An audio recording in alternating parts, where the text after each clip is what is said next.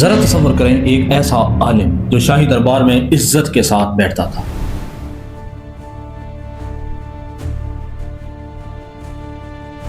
لیکن ایک دن اسی عالم کو انگریزوں نے گرفتار کر لیا،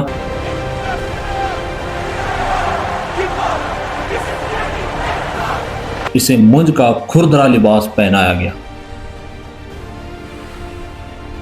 اس کے ہاتھوں میں بیڑیاں ڈال دی گئی، اس سے مٹی کے ٹوکرے اٹھوائے گئے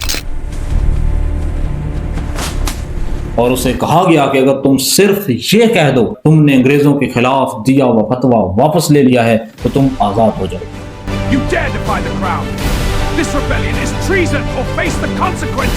لیکن اس عالم نے جواب دیا، میں نے جو فتویٰ دیا ہے وہ حق ہے اور میں آج بھی اس پر قائم ہوں۔ ہندوستان کی فضاؤں میں بارود کی بو اور آزادی کی تڑپ ایک ساتھ پھیل چکی تھی۔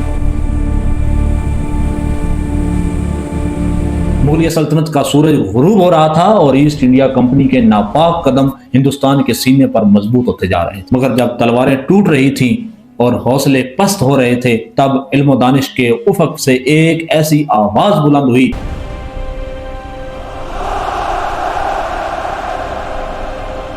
جس نے برطانوی ایوانوں میں لرزہ طاری کر۔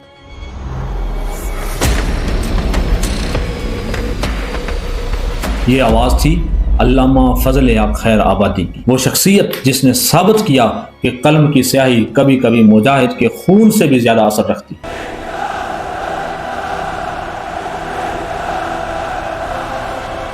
علامہ فضل حق خیر آبادی کی پیدائش 1797 میں خیر آباد ضلع سیتا پور کے ایک علمی خاندان میں ہوئی۔ ان کے والد مولانا فضل امام خیر آبادی اپنے زمانے کے جلیل القدر عالم تھے۔ اسی علمی ماحول میں علامہ فضل حق کی تربیت ہوئی۔ کہا جاتا ہے کہ انہوں نے صرف 13 برس کی عمر میں تمام مروجہ علوم میں مہارت حاصل کر۔ وہ صرف مذہبی عالم نہیں تھے بلکہ منطق، فلسفہ اور ریاضی کے بھی امام تھے۔ یہی وجہ ہے کہ اس زمانے کے بڑے بڑے اہل علم بھی ان کے علم کے معترف تھے، یہاں تک کہ مشہور شاعر مرزا غالب بھی اپنی غزلوں کی اصلاح کے لیے علامہ فضل حق خیر آبادی کے سامنے پیش کیا کرتے تھے۔ مئی 1857 کو جب میرٹھ سے بغاوت کرنے والے 11 سپاہی دلی پہنچے تو پورے شہر میں بغاوت کی فضا پیدا ہو۔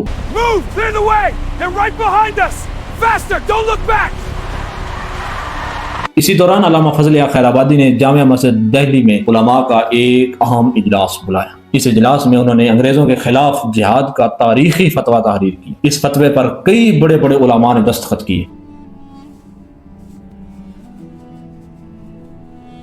اور یوں پورے ہندوستان میں آزادی کی ایک نئی لہر دوڑ گئی۔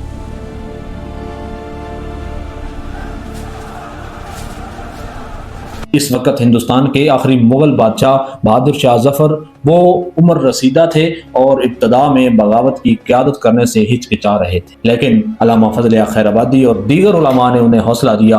انہوں نے کہا کہ اگر آپ قیادت کریں گے تو پورا ہندوستان متحد ہو جائے۔ اس کے بعد بہادر شاہ ظفر نے بغاوت کی قیادت قبول کر لی اور دلی آزادی کی تحریک کا مرکز بن گیا۔ ستمبر 1857 میں انگریزوں نے دوبارہ دلی پر قبضہ کر لیا، شہر میں قتل عام شروع ہو گیا اور ہزاروں لوگ مارے گئے، دلی کی گلیاں ویران ہو گئیں۔ اسی دوران علامہ فضل حق خیر آبادی روپوش ہو گئے۔ 1859 میں علامہ فضل حق خیر آبادی کو گرفتار کر لیا گیا اور ان پر بغاوت کا مقدمہ چلایا۔ عدالت میں جج نے کہا اگر آپ یہ کہہ دیں کہ آپ اس فتویٰ میں شامل نہیں تھے تو آپ کو رہا کیا جا سکتا، مگر علامہ نے تاریخی جواب دیا، فتویٰ میرا تھا، میں نے سوچ سمجھ کر دیا تھا اور میں آج بھی اس پر قائم ہوں۔ ان کی اس جرأت پر انگریز حکومت نے انہیں عمر قید کی سزا دے کر کالا پانی جیل بھیج دیا۔ جزیرہ انڈمان کی جیل اس زمانے کی بدترین جیلوں میں شمار ہوتی۔ جزیرہ انڈمان کی جیل اس زمانے کی بدترین جیلوں میں شمار ہوتی۔ یہاں قیدیوں کے ساتھ انتہائی سخت سلوک کیا جاتا تھا۔